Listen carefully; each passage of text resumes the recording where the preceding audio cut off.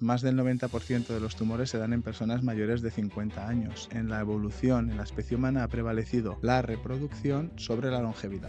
Cada vez vivimos más, nuestras células cada vez que se dividen tienen que copiar 3.000 millones de letras químicas, se van acumulando errores. O sea, lo sorprendente es que no tengamos más cáncer. Analizásemos célula a célula en el esófago y vosotros sois jóvenes, podríamos ver que tenemos mutaciones y que no causan cáncer. Y esa es una nueva revolución que hay ahora, entender que ya no solo es tener mutaciones, sino que tiene que haber un daño, un tipo de inflamación, y por eso son buenos, importantes los hábitos. Porque piensa que más del 90%, el 95% de la quimio que dan a un paciente no llega al tumor, solo llega al 5 o el 10%, el resto son posibles efectos secundarios. Si combinas quimios muy tóxicas con anticuerpos que la localicen en el tumor y no sean activas hasta que se liberen dentro de las células, puedes dar fármacos más tóxicos, y eso está siendo una revolución ahora en cáncer. Suena a ciencia ficción, pero algunas de estas cosas se hacen ya en pacientes. Bienvenidos a un nuevo episodio de Impacientes. Hoy tenemos con nosotros a Alberto Jiménez Sumáger, que es investigador ARAID en el Instituto de Investigación Sanitaria de Aragón. Además, es doctor en biología molecular y es el responsable del grupo de investigación de oncología molecular de este mismo instituto. Muchas gracias, Alberto, por estar hoy aquí. Viva la ciencia, buenos días y muchas gracias, ¿no?, por esta oportunidad de comunicar ciencia e intentar aportar un poco de luz a los pacientes impacientes. Gracias. Uno de cada 2 hombres y una de cada 3 mujeres a lo largo de nuestra vida vamos a padecer cáncer. ¿Podrías explicarnos un poco qué es el cáncer desde el punto de vista de la biología molecular, así para que todos podamos entenderlo? Bueno, hay que hacer mucha pedagogía, ¿no?, porque la frase tal y como la has dicho nos dejaría a todos aterrados. Tenemos que entender que estamos hechos de células, ¿no? Tenemos más de 30 billones de células con B, ¿no? Y todas las células, cuando se dividen, tienen que copiar su material genético, su ADN, su genoma, que son 3.000 millones de letras químicas. Números ya que nos marean, ¿no? El cáncer, en esencia, es un grupo de células que empiezan a crecer de forma descontrolada porque algunos genes importantes para controlar la división celular, cuando nos hacemos una herida, la herida se cierra y ya dejan de dividirse, ¿no?, las células que tienen que dividirse. Pues en el cáncer lo que ocurre es que hay células que crecen de manera descontrolada, se vuelven egoístas, empiezan a tener más recursos, inmortales, como dice Carlos López Otín, y luego viajeras, ¿no?, se diseminan en el torrente. Entonces, resumiendo, el cáncer son células que se vuelven locas, egoístas, empiezan a crecer de manera descontrolada porque genes importantes para que se dividan correctamente están estropeados. Entonces podríamos decir que el cáncer es una enfermedad genética, ¿verdad? Claro, es una enfermedad de los genes, pero la gente cuando piensa en una enfermedad genética piensa en una enfermedad rara, ¿no? Y salvo un porcentaje muy pequeño de cánceres familiares que pueden ser hereditarios, el cáncer es una enfermedad de nuestros genes mayoritariamente en la edad adulta. Se estropean. ¿Por qué se estropean? Pues porque una de las consecuencias que tenemos es vivimos cada vez más. Más del 90% de los tumores se dan en personas mayores de 50 años. En la evolución, en la especie humana, ha prevalecido la reproducción sobre la longevidad. Tenemos pocas crías, pero sobreviven. Yo cumplí 44 hace poco, yo podría tener hijos y nietos, ¿no? Y entonces para la especie humana yo sobro porque ya tengo descendencia, ¿no? Y luego está el caso contrario, esas tortugas que viven 200 años libres de cáncer y tal. Ahora sabemos que es porque tienen muchos genes importantes para frenar el cáncer, pero recordé esos documentales de la DOR, de las tortuguitas, que hay muchos huevos y muy poquitas llegan. En ellas prevalece la longevidad sobre la reproducción. Entonces, haciendo pedagogía, cada vez vivimos más, nuestras células cada vez que se dividen tienen que copiar 3.000 millones de letras químicas, se van acumulando errores por estar hechos de muchas células y vivir mucho. El reto es morir con cáncer, pero no de cáncer. Exacto. ¿Podemos hablar un poco más de todo esto de los genes que estamos comentando? Genes reparadores del ADN, oncogenes, supresores de tumores. Aquí hay que hacer mucha pedagogía también, ¿no? ¿Qué es un gen? Que no, pues lo asumimos muy bien, ¿no? Pero cada célula en su interior tiene las instrucciones para poder estar viva. Bueno, primero, ¿qué es una célula? Que mucha gente no lo sabe, ¿no? Si nos hacemos zoom, ¿no? Como si fuera el móvil, ¿no? Pero con un microscopio, podemos ver que estamos hechos de unos ladrillos que llamamos células. Y tenemos células en la piel, los conocemos, ¿no? Los queratinocitos, etcétera, etcétera. Tenemos células en el hígado, los hepatocitos, tenemos diferentes tipos de células en la sangre, los linfocitos, los macrófagos, ¿no?, y en los vasos sanguíneos. Estamos hechos de 30 billones con B de estos ladrillos, ¿no? Entonces, cada vez que los órganos se regeneran o nosotros vemos, ¿no? Cuando nos da el sol nos ponemos morenos, la piel se va renovando, ¿no?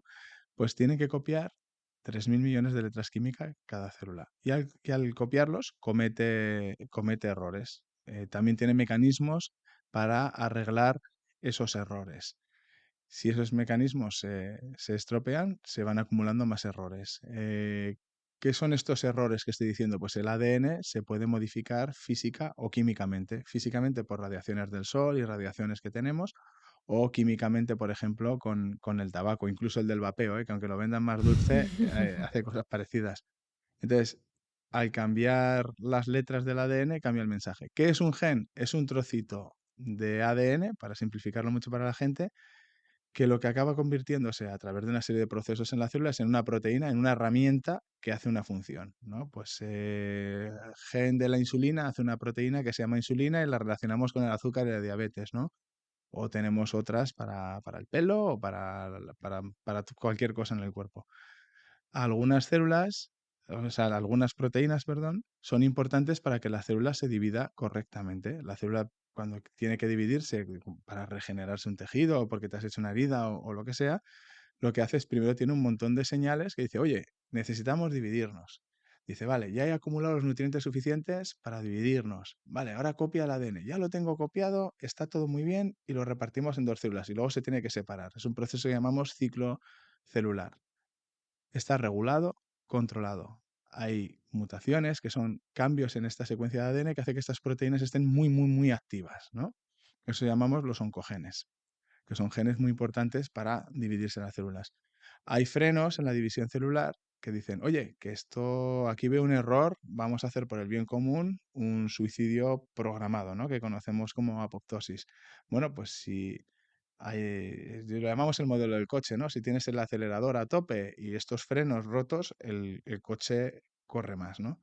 Y luego hay un tercer tipo de genes importantes que llamamos los genes de reparación de ADN. Yo le llamo los mecánicos, ¿no?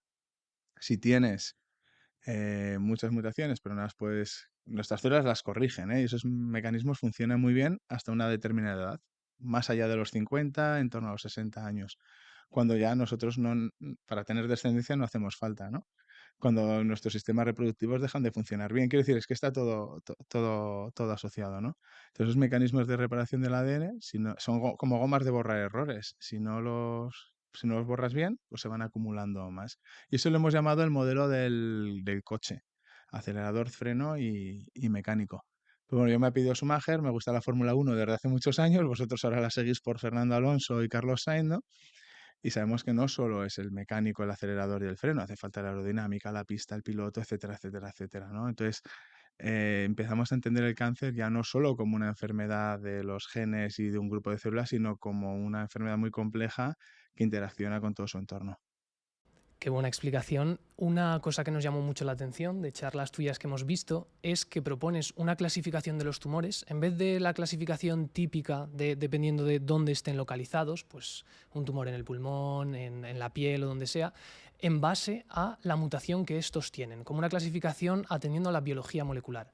¿Por qué es esto así? Claro, igual va a ser un poco extremo, pero eso se llama una clasificación agnóstica. ¿Qué ocurre? Que antes el cáncer se le ponía el nombre del sitio que salía, cáncer de pulmón. Luego se han ido poniendo apellidos, cáncer de pulmón, de célula microcítica o de célula grande, pequeña, etcétera, etcétera, etcétera, ¿no? Y se iba clasificando. Pero ahora, por ejemplo, sabemos que incluso dentro de los adenocarcinomas de pulmón hay algunos que tienen mutaciones en un gen que se llama KRAS, otro en EGFR, otro en ALK, etcétera, etcétera. Para alguno de ellos hay fármacos. Entonces, si un tumor tiene una mutación en el gen EGFR, se le podrá dar un tratamiento que se llama erlotinib, da igual, detalles bioquímicos, pero ese funcionará en ese subtipo de adenocarcinoma de pulmón, pero no en otros, ¿no? Y se comerán los efectos secundarios. Entonces, ahora lo que hay que añadir es más apellidos, o lo que digo yo, incluso el DNI. Pero también empezamos a entender por qué dos tumores que al microscopio eran muy parecidos no respondían igual a la terapia, eso en todos los tumores, ¿no?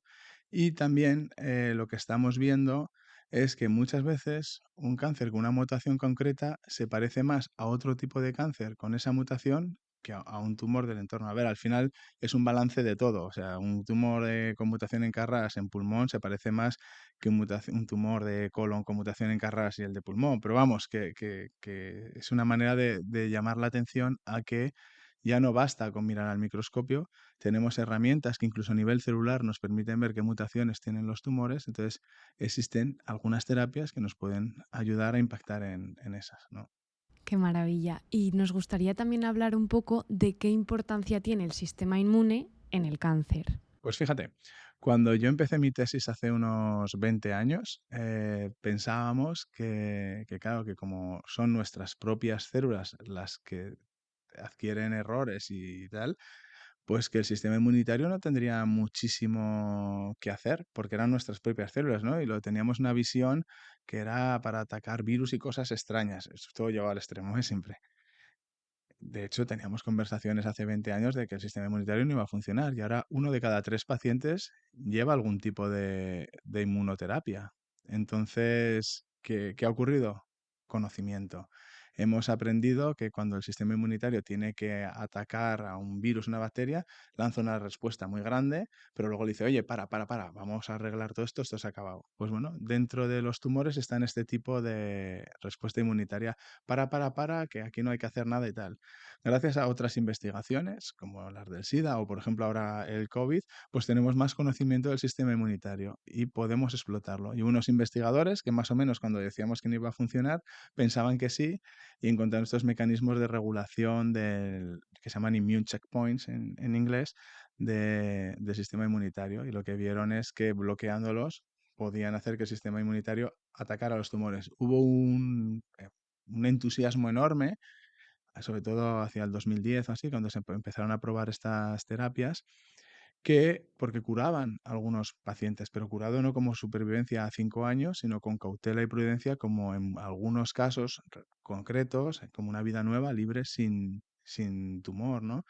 El problema es que en este caso la medicina ha ido los ensayos clínicos por delante de la biología molecular. Ahora intentamos entender por qué unos casos sí funcionan y otros casos no funcionan.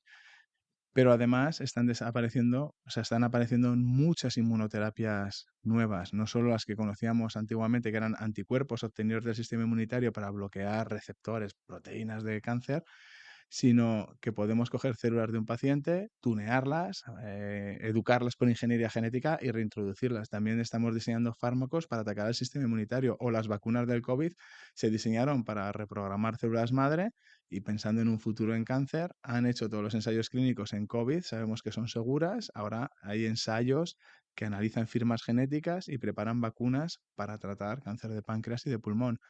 Llegarán. Qué guay. Estamos hablando del cáncer como enfermedad genética, donde se tienen que dar una serie de mutaciones. Bueno, yo diría que todos sabemos que determinados hábitos de nuestro estilo de vida van a repercutir en la probabilidad de tener cáncer o no. ¿Cómo es esta relación desde nuestros hábitos y el estilo de vida hasta estos genes, mutaciones, etcétera? Bueno, hemos hablado de cáncer, pero deberíamos hablar de cánceres, ¿no? Porque, yo qué sé, si os digo SIDA, COVID, varicela, ébola, son enfermedades diferentes, con síntomas diferentes, tratamientos distintos, pero no decimos, hola, cariño, que tengo una enfermedad vírica, porque todos están causados por virus. Dices qué tipo de virus tienes, ¿no? Pues en el cáncer pasa lo mismo. Cáncer testicular con metástasis en cerebro, como tuvo Lance Armstrong, el ciclista, él pudo curarse con un tratamiento y luego dopado ganar 7 Tours. Yo dopado no termino una etapa, pero bueno, da igual, ¿no?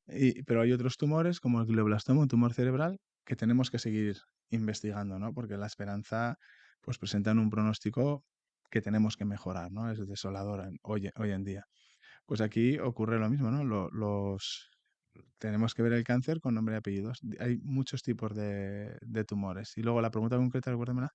Sí, la pregunta era que cómo trasladamos estos hábitos hasta el punto de llegar a los genes, Claro, pues al proteínas. final lo que podemos decir es, mira, gran parte es estar hechos de células y vivir mucho. Cuanto más vivamos, eh, más cáncer vamos a tener. Luego diagnosticarlo, porque antes la gente se moría de cáncer y no se le diagnosticaba.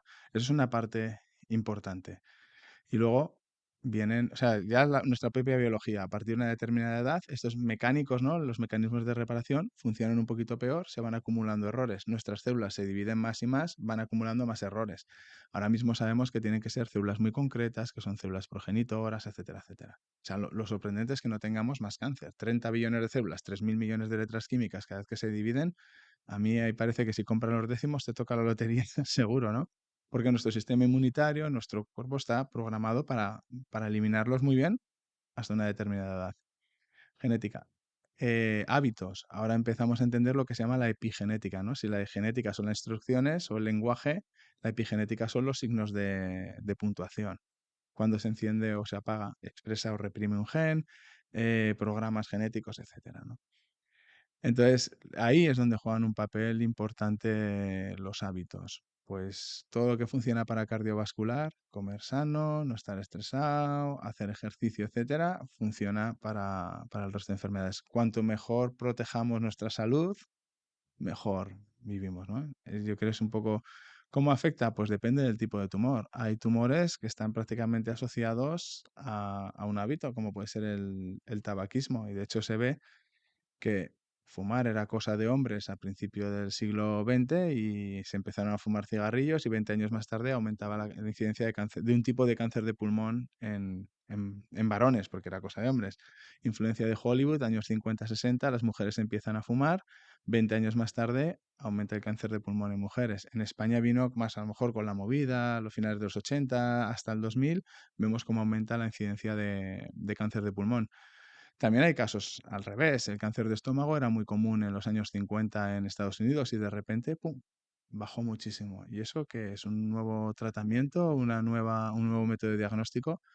No, fue los frigoríficos. La carne se tomaba ahumada en salazón y de repente pasa a poder tener frigoríficos y comer otro tipo de alimentación. Luego, la dieta es importante.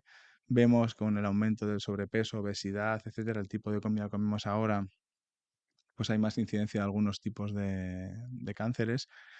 Pero como decía, va en las dos direcciones. Los hábitos que hacen en Estados Unidos que sea cada vez más difícil fumar y que esté peor visto, hace que estén bajando este tipo de cánceres también. Y entrando un poco en el tratamiento, ¿por qué es tan difícil curar el cáncer o los cánceres, como tú dices? Bueno, pues esa pregunta se la hizo la revista Time hace muchos años. Dijo, ¿por qué es tan difícil? Bueno, porque muchas veces se detectan muy tarde, ¿no? No dan síntomas, escapan al sistema inmunitario y además evolucionan. Lo que ocurre en el cuerpo cuando tienes un tratamiento es, o cuando tienes un cáncer es, evoluciona a lo bestia. Las células mejor adaptadas podrán crecer mejor y sobrevivirán y tendrán los recursos y se reproducirán, ¿no? Si yo doy quimioterapia, aquellas células que tengan alguna mutación que les haga más resistentes a quimioterapia sobrevivirán, el resto morirán, ¿no? Entonces, al final es un poco ese compendio. ¿Qué hay que hacer ahora? Ahora tenemos tecnología que nos permite leer el ADN de un tumor célula a célula. Entonces, lo que vamos a tener que dar son una serie de terapias combinadas. A lo largo de la entrevista hemos mencionado inmunoterapia, ahora quimioterapia, también podría salir radioterapia. ¿Cómo funcionan un poco por encima estas terapias para que la gente pueda entenderlas? Bueno, pues por un lado, la quimioterapia son compuestos químicos que atacan al ADN y lo estropean. Para una célula, el tener el ADN muy machacado, o sea, igual que un poquito de machaque hace que haya una serie de mutaciones que puedan favorecer un crecimiento y tener un cáncer. Si tú le eres capaz de ponerle muchas, muchas mutaciones, eso es tan tóxico para la célula que dice, yo me suicido por el bien común. También hay quimioterapias que están basadas en bloquear las maquinarias de replicación, de copia del ADN. Las células tumorales se dividen mucho, copian muchas veces su ADN. Al dar estos tratamientos, lo que ocurre es que bloqueas a estas células, pero también vemos, por ejemplo, que células que se dividen mucho, como las del pelo o el intestino, pues vemos el efecto de estos tratamientos, ¿no? En la caída del cabello, en diarreas fuertes, etcétera, ¿no? La radioterapia lo que hace es una radiación, unos campos, no sé cómo explicarlo muy bien para el público general, pero bueno, una radiación yo creo que entendemos, ¿no? Como un rayo, que lo que hace es romper el ADN, son dos cadenas, lo abre. Eso es súper tóxico para la célula. Claro, si tienes muchas hebras rotas, pues por el bien común, la célula se suicida. ¿Qué células son más sensibles? Las que están copiando ese material genético. ¿Cuáles son? pues los tumores, ¿no? Principalmente porque además la radioterapia la puedes enfocar más, pero claro, todo el tejido alrededor también se ve afectado. Ahora está evolucionando mucho la radioterapia y se puede incidir mejor con la protonterapia, que es un tipo nuevo de radioterapia. O las quimios, nada, tiene que ver una quimio de ahora con la que había hace muchos años. Cada vez son menos tóxicas y con menos efectos secundarios. La inmunoterapia, hay muchos tipos de inmunoterapia, pero básicamente consiste en espabilar al sistema inmunitario porque el tumor les ha dicho, oye, que soy de los tuyos, no me ataques. Pues sería bloquearle ese pasaporte diplomático para dejarlos visibles, ¿no? Por otro lado, hay inmunoterapias que están basadas en células o moléculas del sistema inmunitario reorganizados en el laboratorio para reintroducir en pacientes. Tienes desde anticuerpos, que sería como poner un palo en una rueda de bicicleta, pues un anticuerpo es una... Bueno, ahora lo sabemos del COVID, ¿no? Al hacernos las vacunas y tal, generamos anticuerpos contra la proteína S del virus, pues podemos hacerlo contra proteínas importantes de la célula. Entonces, si tiene alguna antena de recibir señales que estaba rota y estaba dando instrucciones erróneas, pues podemos señalizarla para atraer al sistema inmunitario y destruirlo. Y luego podemos sacar sangre de un paciente o incluso del interior del tumor, crecer esas células específicas, modificarlas genéticamente si queremos y meterlas en pacientes. Y suena a ciencia ficción, pero algunas de estas cosas se hacen ya en pacientes a pequeña escala en ensayos clínicos, pero otras ya empiezan a estar aprobadas por las agencias de los medicamentos. Es una pasada y aquí se ve la importancia de la investigación. Sí, sí, no, investigar funciona y además es que estamos viviendo un momento glorioso. Piensa que el cáncer es una enfermedad de los genes, en esencia. Pero el primer genoma humano se leyó el primer borrador en el año 2001. Costó 3.000 millones de dólares y se tardó más de 15 años. Ahora podemos leer el ADN de una célula a célula de un tumor, de célula a célula, por poco dinero, incluso aquí, ¿no? En centros de investigación. A ver, entonces eso que está haciendo que tengamos un tsunami enorme de conocimiento. Es apasionante y lo que estamos viviendo en cáncer ahora es un momento de recoger los resultados de muchos años de investigación. Y sabiendo todo eso y con la velocidad a la que está yendo todo, ¿tú, según tu experiencia, crees que va a existir la cura contra el cáncer? Volvemos a hacer pedagogía, no es cáncer, es cáncer. Cánceres, perdón. ¿No? Y luego, pues no, yo creo, o sea, y suena muy duro, pero antes la gente se moría de infecciones o en guerras. Había muy poco cáncer, pues si solo vives hasta los 30 años y te he dicho que más del 90% de los tumores aparecen a partir de los 50, pues si no llegas a los 50, vete a dar un infarto, no te mueres de cáncer. Como los de cardio lo hacen muy bien, pues vamos alargando la longevidad, ¿no? Y con los hábitos de vida, acceso a la comida, potabilidad, vacunas, pues vamos alargando la vida. Cuanto más vivamos, más probabilidades tenemos de tener un cáncer. ¿Pero qué podemos hacer? Pues primero tener buenos hábitos y luego hay algunos tumores muy frecuentes que ya existen cribados, ¿no? O screenings que se llaman. Pues sangre en heces a partir de un rango de edad, creo que es 50-70 años, en los que si se detecta un pólipo, que es una verruga que puede soltar un poquito de sangre, si esa se detecta en las heces, se hace una colonoscopia, se quita el pólipo y fin del problema, a priori. Está, pues bueno, revisiones, mamografías, pero también los hombres, que también podemos tener cáncer de mama y no lo sabemos. Y como no lo sabemos y está estigmatizado, vamos más tarde al médico y con tumores mucho más agresivos. Hay pocos tumores causados por virus, pero hay algunos, el papilomavirus. A veces voy a institutos y hay niñas que no están vacunadas. Creo que no hace falta explicar que es uno de los pocos tumores que podemos prevenir, pues apliquemos la vacuna. Pero luego el melanoma, ¿no? Existe el ABCD del melanoma, asimetría, borde, color, diámetro y evolución. Pues eso, buscarlo en internet. Pues oye, ir controlando, si alguna peca nos parece sospechosa, pues entonces hay cosas que podemos ir haciendo. Y más que haremos. Leer el ADN ahora es tan sensible y empieza a ser tan económico que incluso podemos detectar ADN en la sangre liberado por un tumor. Eso se empezó a hacer creo que en el año 2010, para que veamos bueno, a vosotros igual os parece mucho, pero yo ya estaba de postdoc en Estados Unidos. Se pensó que si podíamos sacar células metastásicas de la sangre, podíamos ver qué mutaciones tenían, pero lo que se vio y se ha ido avanzando es en poder detectar fragmentos de ADN en la sangre, ¿no? Que es células que se han ido muriendo y tal, que lo van liberando. Y ya en 2017, Baselga, en una cena que tuvimos, me dijo que en algunos casos de mamografía ya era más sensible una biopsia líquida, que es como se llama esto de leer el ADN del tumor en la sangre. Pero podemos ver muchas otras moléculas. Entonces, yo como lo percibo, o sea, esto se puede hacer a nivel de laboratorio y no voy a decir que es fácil, pero es factible. Lo que pasa es que, claro, implementar todo eso en los sistemas de salud es complicado. Pero en unos años yo sí que veo que a lo mejor analizando 8 o 10 genes podemos cubrir un porcentaje muy importante de tumores y a lo mejor decir a la gente a partir de los 40 y pico, oye, el análisis de sangre, igual que se mira si tienes el SIDA o el nivel de azúcar o el colesterol, pues analizar unos pocos genes y decir, oye Alberto, vas teniendo una carga mutacional elevada en Carras, vamos ahora a hacerte un escáner para ver si tienes pulmón, colon o páncreas y detectarlo antes, porque un tumor si se detecta a tiempo y se elimina, se elimina. Y vamos a ir entendiendo muy bien con todos estos análisis genéticos cómo influencian los tratamientos, ¿no? Y cómo poder combinarlos y anticiparnos, cómo van evolucionando en función del tratamiento que te pongo, pues cómo se van seleccionando, ¿no? Podemos predecir Darwin, ¿no? En tumores. Pues vamos a ir poniendo los cohetes antes, ¿no?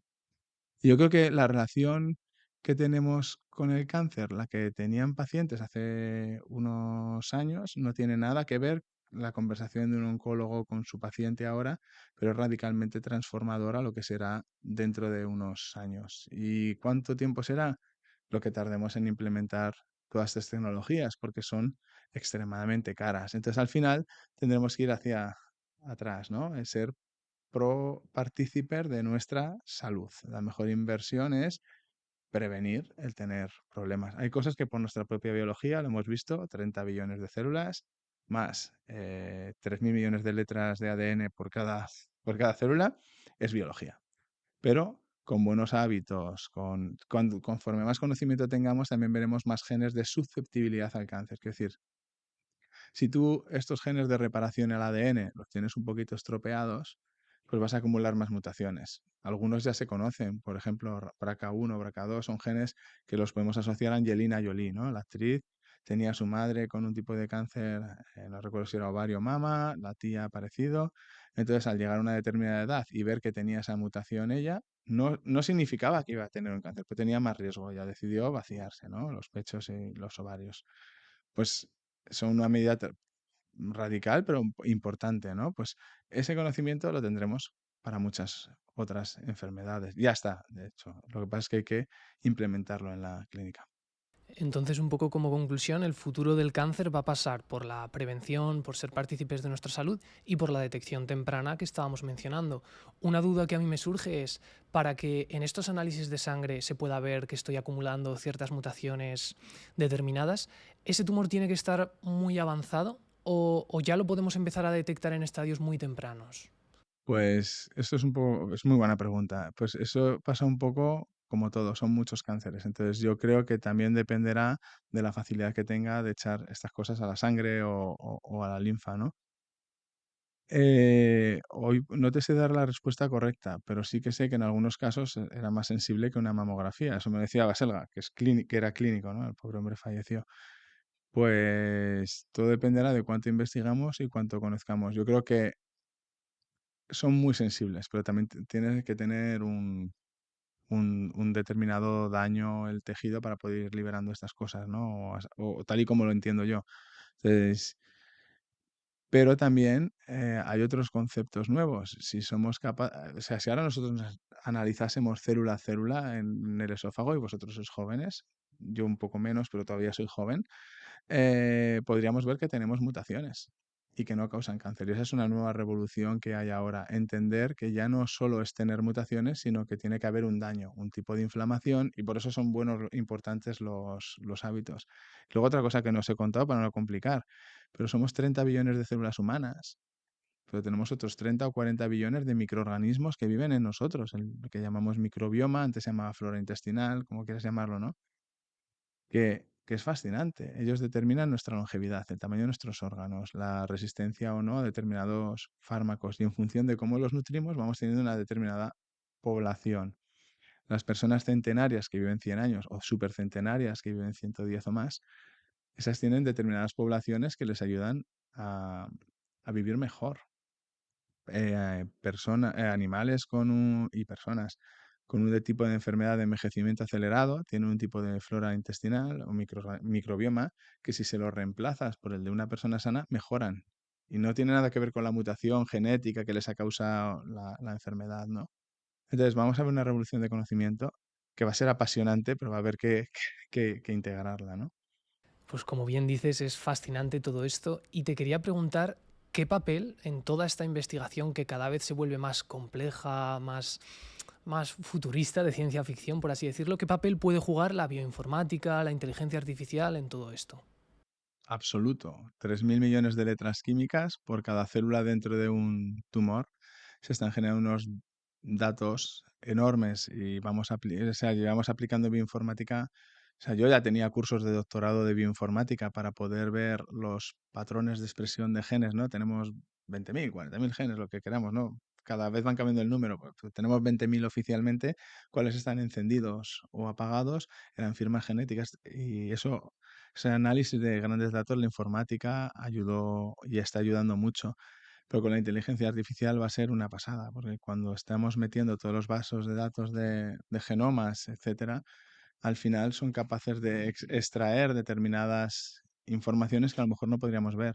Pero la inteligencia artificial también va aplicada a las pruebas de imagen y se ha visto que son capaces de diagnosticar muy bien e incluso de ver algunas cosas que no podemos ver habitualmente en las imágenes al ojo humano normal, ¿no? Y vamos a ver una revolución enorme y nos va a posibilitar estudiar mejor. Luego, al final, a veces agobia. Fíjate, nosotros una manera de descubrir fármacos, bueno, pues sería coger una colección de moléculas que creemos que por la estructura se pueden unir a una proteína que está rota en el tumor o estropeada e intentar bloquear la acción. Y eso hace una serie de cribados, screenings o muchos análisis, ¿no? Miles de pocillos con celulitas y vas mirando cuáles crecen, cuáles no, y vas haciendo caracterización. Ahora con inteligencia artificial se ha podido predecir el plegamiento de muchas proteínas. Puedes diseñar por ordenador posibles inhibidores. Puedes hacer un screening, un cribado in silico. Y hay quien anuncia que ha encontrado un fármaco en 30 días que ya están probando en células en cultivos para validarlo y ratones y tal. A mí me abruma. O sea, yo recuerdo que hace no tanto, ya 8 o 10 años, estábamos haciendo unos ensayos de estos masivos de modificar genes, encenderlos, apagarlos, romperlos y tal, y lo hacíamos en una línea celular, nos queríamos los mejores, pero las farmas los hacían de 1.000 en 1.000 líneas, de muchos más genes, y nos agobiaba, ¿no? Al final siempre tienes que meter un toque de originalidad y buscar algo diferente, pero esto masivo va a ser impactante. Pero siempre hará falta una mirada humana.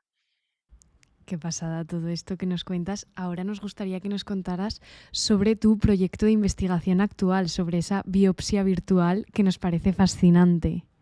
Bueno, la imagen biomédica son fotos que ayudan a los médicos a tomar decisiones, ¿no? Por ejemplo, una radiografía es una foto de rayos X y nos permite ver, pues, si un hueso está roto o no, ¿no? O una ecografía nos permite ver si una mujer está embarazada, el sexo de un bebé, si se encuentra bien, etcétera, ¿no?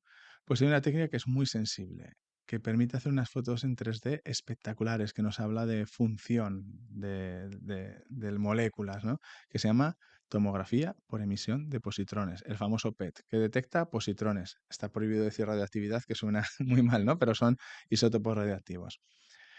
Lo que principalmente se mira en este tipo de escáner PET es un azúcar que se llama 18-fluorodesoxiglucosa, FDG, un tipo de azúcar que, como las células tumorales pueden acumular un poco más de este azúcar, pues podemos detectar pequeñas metástasis, por ejemplo. No en todos los tumores, no, pero bueno, en muchos.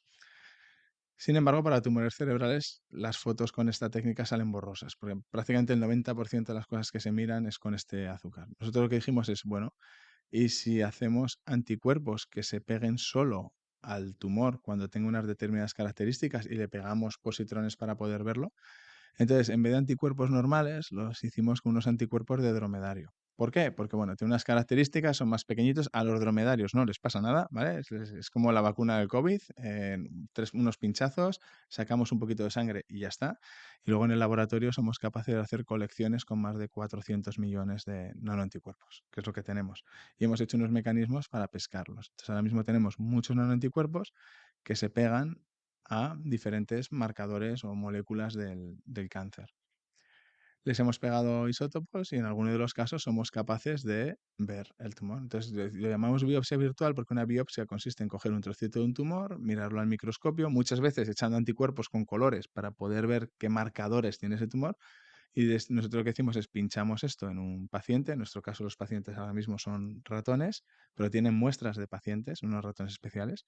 Vemos que reconoce el tumor positivo, pero no el negativo. Entonces ahora lo que estamos es dando los pasos para que eso pueda llegar al paciente. Pero tenemos anticuerpos tan específicos que se pegan tan bien al tumor que vamos a hacer más cosas. Le estamos pegando una fluorescencia especial, o sea, una luz especial. Cuando tú eliminas con una lámpara especial, puedes ver si te has dejado restos del tumor en la cirugía. Les estamos pegando fármacos, o sea, una radioterapia más fuerte para que haga como una radio dentro del tumor.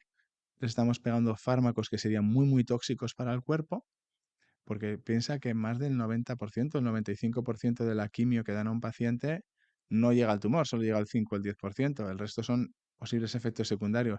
Si combinas quimios muy, muy tóxicas con anticuerpos que las localicen en el tumor y no sean activas hasta que se liberen dentro de las células, puedes dar fármacos más tóxicos. Y eso está siendo una revolución ahora en cáncer, lo que llaman los antibody drug conjugates o anticuerpos inmunoconjugados.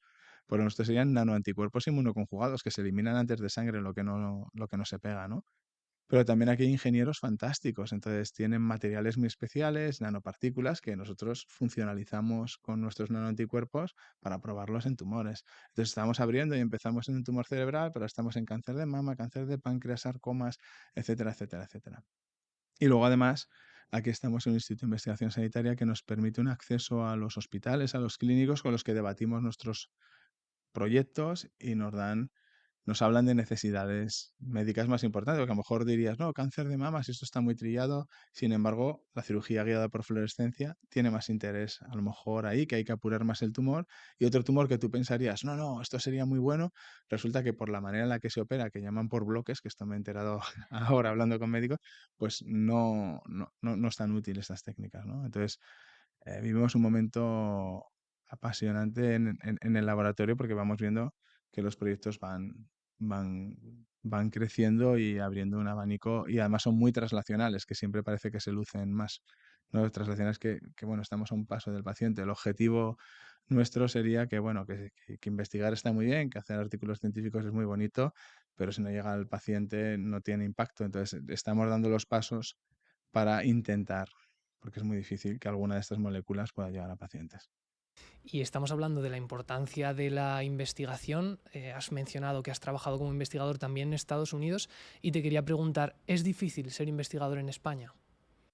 Hace tiempo hice una charla que se llamaba Ser torero en Suecia o investigador en España, que es más difícil porque en la casa en la que le dieron el Nobel a Cajal, el premio de la Academia Sueca, pues resulta que recuerda que vivió una familia de toreros, ¿no? Y entonces, a ver, hace falta pasión, trabajo, perseverancia y cada vez se puede ser investigador. Lo que pasa es que la manera de trabajar es diferente. Allí tiene una financiación mucho más estable, unas infraestructuras más grandes, entonces tienes mejores condiciones para poder dar lo máximo. Aquí nos ahoga el hecho de tener mucha burocracia y que los fondos son menores, por lo cual tienes que estar consiguiendo fondos constantemente. A lo mejor tienes el equipo estabilizado, pero no puedes hacer que crezca más adelante, ¿no? Entonces, bueno, pues en eso estamos, ¿no? Pues es lo que hay, tampoco hay que, o sea, hay que intentar transformar las cosas, pero también hay que ir avanzando. Las cosas están mejor que hace unos años, pero aún así depende demasiado de los ciclos políticos. Entonces, en épocas de bonanza podemos ir un poco mejor, en épocas malas sabemos que es lo primero que se va a recortar. Y esto no ha cambiado, o sea, esto no ha cambiado en casi desde que murió Cajal hace 90 años. Entonces, la ciencia no interesa, hay que asumirlo. Y somos un país que no apuesta por la investigación y ya está. Y entonces lo que hay que intentar es transformar esa visión. A veces hay como pequeñas oleadas de ánimo que parece que sí, pero hay que ser realistas. También hay que trabajar. Es decir, pues se puede ser investigador, requiere un esfuerzo grande, pero si tienes vocación y pasión, pues salvas todas esos problemas. Precisamente nos gusta traerte aquí al podcast para que puedas transmitir esa vocación, esa pasión a la gente y que la gente vea que lo importante que es esta investigación, y yo creo que también siendo conscientes como población de la importancia que tiene, se puede intentar cambiar esto, ¿no? A nivel social estamos muy bien valorados, pero el problema es que no se refleja eso en la sensibilidad política. Entonces, a la hora que hay que tomar presupuestos y tal, pues bueno, pues al final priman otras cosas. Yo creo que poco a poco se va dando el cambio y, hombre, por ejemplo, aquí en Aragón vamos viendo cómo se está mejorando mucho, ¿no? Pero no estamos todavía muy lejos de esos estándares internacionales, ¿no? Entonces, no es fuga de cerebros, es que la gente quiere condiciones para trabajar del mismo modo que está en otros sitios. Si tuvieran los mismos fondos y medios para trabajar un investigador español que está en el extranjero, le encantaría volver a casa. Esa encuesta hay que hacerla. De los que están fuera, si te dieran las mismas condiciones de trabajo, y no me refiero a sueldo, me refiero a infraestructura, recursos humanos y medios, ¿volverías a casa? Yo creo que el 90% seguro que sí. También es bueno tener grandes figuras fuera que hagan de embajadores de la ciencia. Sé que es difícil resumir una conversación tan completa, pero así a modo de conclusión, si la gente que ha visto este episodio tuviera que quedarse con un mensaje o con una idea, ¿cuál te gustaría que fuera? Bueno, pues que vivimos un momento transformador de lo que es nuestra relación con el cáncer gracias a que tenemos más conocimiento, conocimiento obtenido gracias a la investigación y que podrá trasladarse a los pacientes más rápido cuanto más apoyemos la investigación, ¿no? Pero que es el momento, que tenemos la tecnología, que por fin ha confluido, ¿no? Porque en los años 70 Nixon quiso imitar a Kennedy con lo de mandar al hombre a la luna y dijo que curarían el cáncer en 5 años, luego en 10. ¿Por qué no se curó? Porque intentar curar el cáncer en los años 70 era como haber intentado ir a la luna sin conocer las leyes de la gravitación universal, ¿no? Años antes. Ahora tenemos mucho conocimiento, entonces eso se puede trasladar a la sociedad y vamos a vivir una revolución. De hecho, ya hay gente que si te voy a aconsejar a una persona joven, en qué se dedica, diría a neurociencias que están como cuando empezamos con el genoma hace 25 años, ¿no? Que dediquen a neurociencias que ya estamos los mayores para el cáncer, ¿no? Y bueno, de hecho hay estas relaciones, ¿no? Pues el mensaje, la relación de un paciente con el oncólogo hoy es muy distinta a la que era hace 10 años, pero radicalmente transformador a lo que nos viene. El reto es morir con cáncer, pero no de cáncer. Muchísimas gracias, Alberto, por venir, por poder grabar esta entrevista contigo. Para nosotros, no sé, sentimos total admiración hacia ti y hacia tu trabajo, así que muchas gracias. Esperamos que os guste el episodio y nos vemos la semana que viene. Adiós. Adiós.